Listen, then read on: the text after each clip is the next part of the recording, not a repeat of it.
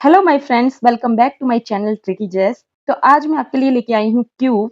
आप पीछे स्क्वायर और स्क्वायर रूट पढ़ चुके हो। अगर वो आपने पढ़ लिया है तो ये आपके लिए बिल्कुल आसान है, बहुत ही ज्यादा आसान, क्योंकि इसमें सब कुछ सेम है। बस वहां पे 2 का ग्रुप है तो यहाँ पे 3 का ग्रुप है। देखो, हम स्क्वायर में क्या पढ़ रहे थे कि हम बोल रहे थे कि अगर हम किसी नंबर का फैक्टर करते हैं, जैसे ये फैक्टर बोलें या प्राइम फैक्टराइजेशन मेथड बोलें, दोनों एक ही है। ये हो गया 8, तो 8 को काटो, 2 चौके 8, 2 4 जार 8, 2 दूनी 4 और 2 एकम 2।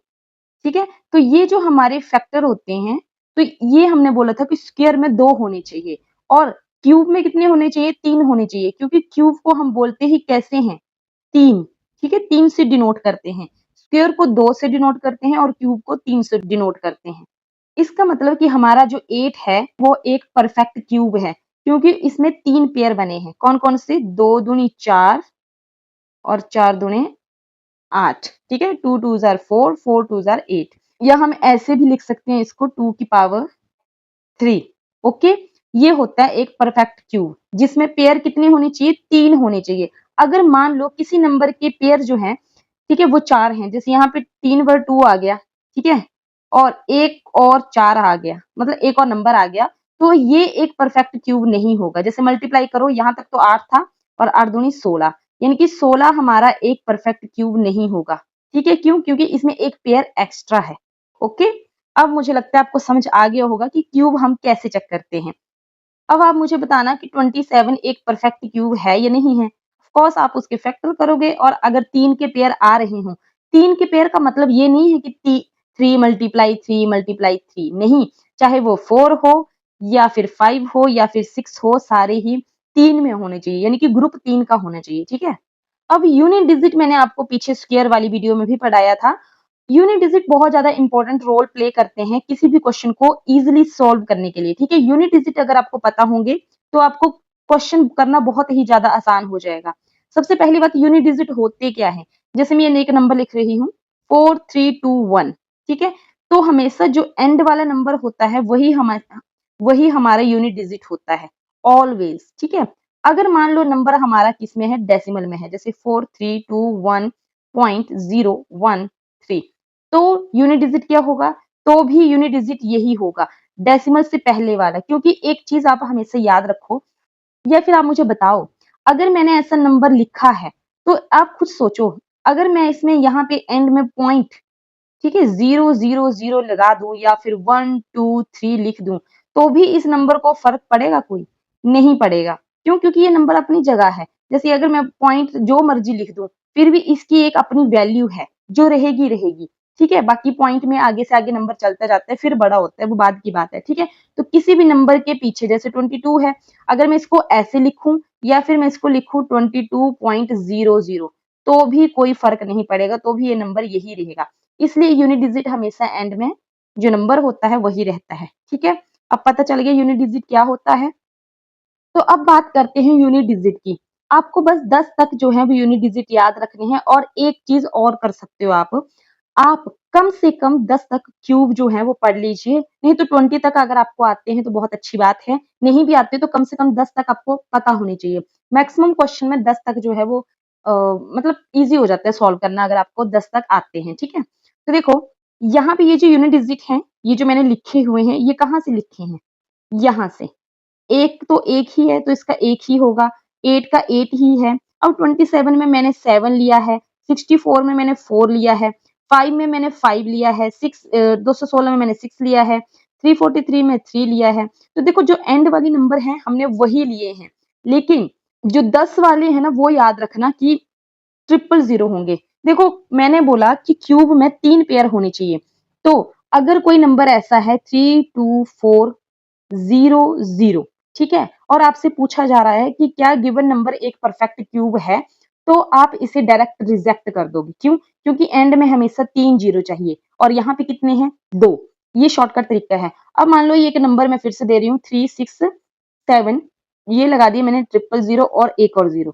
अब आपसे पूछा जा रहा है कि क्या ये एक परफेक्ट क्यूब है, तो फिर से हम बोल देंगे नो। क्यों? क्योंकि इसमें पेयर कितने हैं? 4 हैं, यानी कि 0 एंड में 4 हो गए। हमने बोला कि जोड़ी होनी चाहिए 3 3 की, तो या तो 0 3 होंगे या तो 0 कितने होंगे, 6 होंगे, ठीक है, या तो 0 कितने होंगे, 6 कर दो, ये 7 8 9, मतलब 3 जोड़ी बननी चाहिए। अगर है तो ठीक है, आपका परफेक्ट क्यूब है, और नहीं है तो कैंसिल कर दो।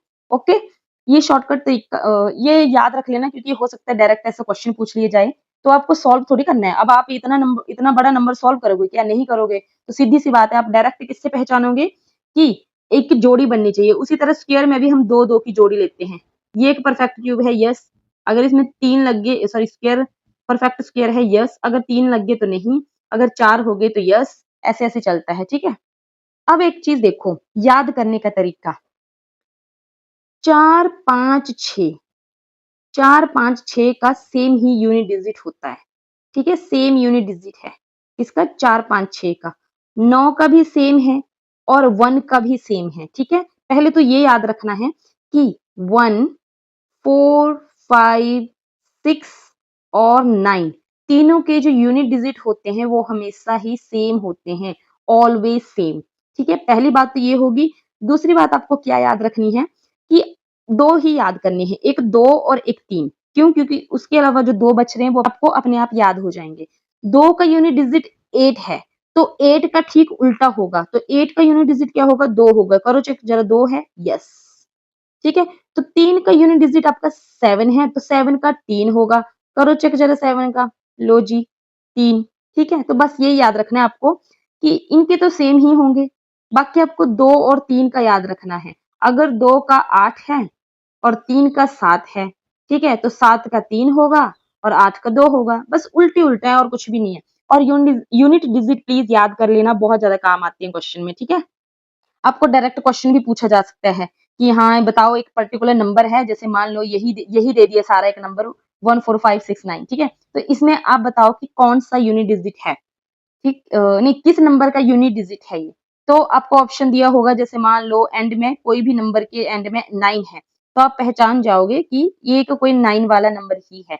जब मैं क्वेश्चन करवाऊंगी तब डाउट क्लियर हो जाएगा, डोंट वरी। ओके, अब 216 एक परफेक्ट क्यूब है या नहीं है, ये आप कैसे बताओगे? तो हमें पता है कि 216 का क्या हम करेंगे, फैक्टर करेंगे। अब फैक्टर को आप चाहे प्राइम फैक्टराइजेशन मेथड बोल लो या फैक्टर बोल लो, दोनों एक ही चीज है।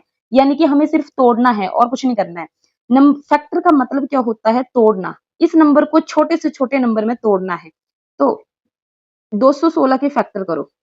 एंड में 6 है तो 2 से ट्राई करेंगे, 2 1 जार 2, और यहाँ पे 0 आएगा। अच्छा, बहुत से स्टूडेंट हैं जिनको नहीं पता जीरो कैसे आता है। यहाँ पे कोई भी नंबर होता है जिससे हम डिवाइड कर रहे हैं, उसके आगे उसके आगे कोई यहाँ पे कोई भी एक नंबर जो इससे छोटा आ जाए तो हम जीरो लगा देते हैं, ठीक है। जैसे मान लो अगर मैं 4 से डिवाइड कर रही हूँ और यहाँ पे 3 है, अगर यहाँ पे 36 होता, ठीक है, तो तब तो नहीं लगाना जीरो। लेकिन जैसे यहाँ पे एक नंबर बच गया और इससे पहले वाला उड़ गया, अगर यहाँ पे एक ही नंबर था, दूसरा नहीं उड़ने वाला है, ठीक है, तो आप क्या करते हो, यहाँ पे जीरो लगा देते हो, ठीक है। जैसे यही नंबर ले लो एक पर्टिकुलर 4, तो 4 1 जार 4 हो जाएगा, ठीक है। लेकिन यहाँ पे आपको जीरो लगाना पड़ेगा, क्यों? क्योंकि एक छोटा नंबर आ गया है बीच में, ठीक है। फिर आप आगे सॉल्व करोगे। देखो तो 2 एकम 2, फिर 0 का 0, फिर 16 बच गया क्योंकि ये जो 1 था वो आगे चला गया, ऐसे मान लो, ठीक है। 2 अठे 16, अब 2 पंजे 10, ठीक है, और 2 चौके 8, 2 दूनी 4 और बचा 1, 2 सते 14, 3 है 27, 3 9 जार 27, और 3 3 जार 9, और 3 1 जार 3। तो देखो हमारे पेयर क्या बन गए।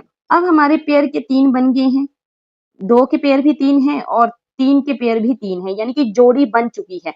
और अगर कोई भी नंबर कम नहीं है तो यस, ये एक परफेक्ट क्यूब है। क्या है ये? 2 कितने बार हैं? 3 बार हैं। ये मैं ऐसे बता रही हूँ आपको, ऐसा सॉल्व करने को थोड़ी आएगा। आपको बस ये चेक करना है जल्दी से और आप बोल दोगे कि यस, एक परफेक्ट क्यूब है, ठीक है। बाकी ऐसे-ऐसे क्वेश्चन ये है अंडरस्टैंडिंग के लिए, क्वेश्चन इस टाइप से नहीं आते हैं। लेकिन ये समझ जाओगे तो जिस टाइप के क्वेश्चन आते हैं वो ईज़ी हो जाएँगे।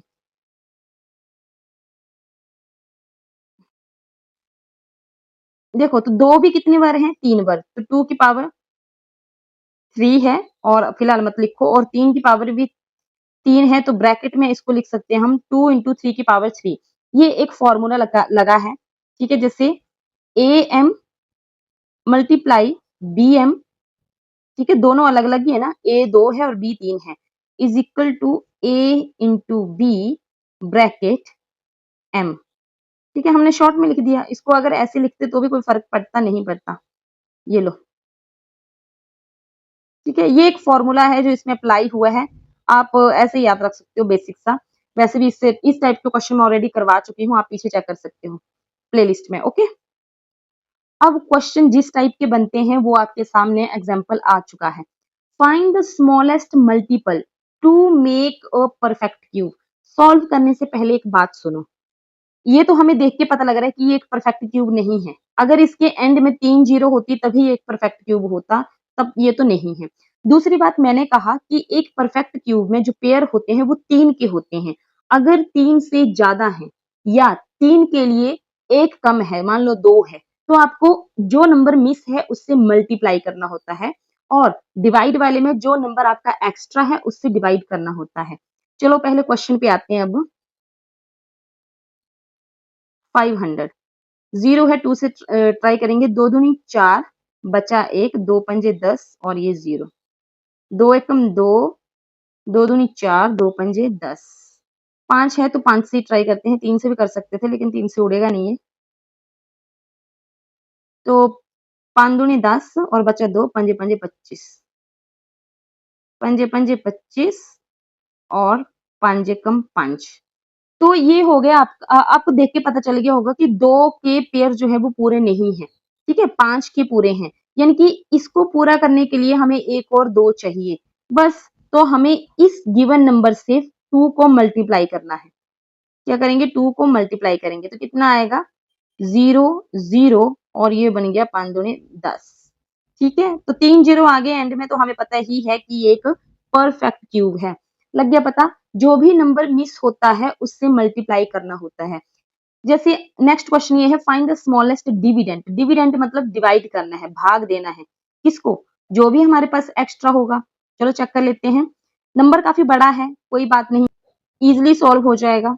देखो प्रैक्टिस करना, मैक्सिमम चांसेस हैं कि बड़े ही क्वेश्चन पूछे जाएं, लेकिन एग्जाम में बहुत ज्यादा टाइम कम है तो पता नहीं बड़े क्वेश्चन डालेंगे, मुश्किल है थोड़ा सा। कुछ लॉजिक वाले डालेंगे, थोड़े अटपटे से क्वेश्चन डालेंगे लेकिन इजी होंगे। तो जितनी ज्यादा प्रैक्टिस करोगे उतनी ज्यादा अच्छे से सॉल्व कर पाओगे। तो 0 हैंड में तो 2 से ट्राई करेंगे। 2 दूनी 4, बचा 1, 2 छिके 12, फिर से बचा 1, 2 छिके 12 और ये 4 है। 2 दूनी 4, 2 0 0। फिर 2 एकम 2, 2 तिया 6, 2 तिया 6, 2 एकम 2, 2 0 0। 2 छिके 12, फिर से बचा 1, 2 छिके 12 और 1 बचा, 2 पंजे 10, फिर से 1 बचा, 2 पंजे 10। एंड में 5 है तो ये 2 से नहीं जाएगा, तो 5 से ट्राई करते हैं। 5 एकम 5, बचा 1, 5 तिया 15 और ये बचा 1, 5 तिया 15 और 5 एकम 5। देखो 1331 जो है वो 11 का क्यूब होता है, तो इसको तो मैं डायरेक्ट भी उड़ा सकती थी, लेकिन फिर भी ट्राई करेंगे हम। वैसे 11 से ही उड़ेगा। ये नंबर पक्का याद रखना, क्योंकि इसमें आप अगर आपको बाय चांस याद नहीं होगा तो आप पहले 2 से ट्राई करोगे, 3 से, 4 से, 5 से, 6 से, तो इससे अच्छा कि आप डायरेक्ट याद करो कि ये जो है नंबर वो 11 से ही उड़ेगा। ठीक है, तो यहाँ पे उड़ा लेती हूँ मैं। 1331, कुछ नंबर याद करने पड़ते हैं। 11, ठीक है, तो 11 एकम 11, 12 13 बचा 2 और यहाँ पे 11 दूनी 22 बचा 1 और 11 एकम 11। ठीक है, अब 11 से ही उड़ेगा ये भी, एंड में 1 है उसी हिसाब से लगा लो। 11 एकम 11 बचा 1, 11 एकम 11 और ये आ गया 11 एकम 11। अब तो आपको पता चल गया होगा कि मैं क्या कहना चाहती हूँ। देखो यहाँ पे 11 के पूरे पेयर हैं, 3 जोड़ी हैं। यहाँ पे 2 की भी 3 जोड़ी हैं और हमें बोला था कि डिविडेंट ढूंढना है हमें, जिससे हमें इस गिवन नंबर को डिवाइड करना है और हमारे पास आंसर आ जाएगा। तो ये हमारे पास जो एक्स्ट्रा नंबर है, इसको हम क्या करेंगे, इससे हम गिवन नंबर को डिवाइड कर देंगे। सॉरी क्वेश्चन ही उड़ गया, चलो कोई बात नहीं। वैसे ही हम अपने पॉइंट तक तो पहुंच ही गए थे। तो हमें क्या करना है, इसको 5 से क्या करना है, डिवाइड करना है, क्योंकि हमारे पास 5 ही आया था। तो 5 से डिवाइड करेंगे तो 5 1 ज़र 5, 5 एकम 5 और यहाँ पे 3 है 5 से छोटा, तो हमें यहाँ पे लगाना पड़ेगा 0। ठीक है, फिर आप 32 को चेक करोगे किसमें आएगा, 5 छके 30। ठीक है, तो 32 तो होता नहीं है ना, तो 30 हो गए। 5 छके 30 बचा 2, ये हो गया 2। 24 है तो 5 चौके 20 और कितना बच गया 4 और 5 अठे 40। तो हमारे पास जो फाइनल आंसर आ गया वो क्या है, 10648 और यही हमारा एक परफेक्ट क्यूब है। लगा पता आपको क्या किया हमने, हमने जो भी एक्स्ट्रा नंबर था उसको डिवाइड कर दिया। ऐसे ही क्वेश्चन एग्जाम में आते हैं, बड़ा क्वेश्चन देख के डरना नहीं है। आपको हर क्वेश्चन में क्या करना है, प्राइम फैक्टराइजेशन मेथड लगाना है। और जो भी अगर हमसे डिवाइड पूछा है तो हम हमारे पास जो भी एक्स्ट्रा नंबर होगा उससे गिवन नंबर को जो दिया है नंबर उसको डिवाइड कर देंगे। और अगर मल्टीप्लाई वाला है तो जो नंबर मिस होगा गिवन नंबर को उसके साथ मल्टीप्लाई कर देंगे तो आंसर हमारा आ जाएगा। ठीक है। और अगर पूछा है कि फाइंड द स्मॉलेस्ट डिविडेंड या which number is the smallest dividend, तो हम ऐसे बोल सकते हैं ऑप्शन के हिसाब से कि 5 हमारा कौन सा था अभी स्मॉलेस्ट डिविडेंड था। क्वेश्चन कुछ भी पूछा जा सकता है ना, अगर ये पूछा है तो ठीक है, और अगर ये नंबर नहीं है, बड़ा छोटा है, तो 5 जो है, जो पेयर आपका मिस है वही हमारा स्मॉलेस्ट डिविडेंड होगा। अकॉर्डिंग टू क्वेश्चन चले जाना।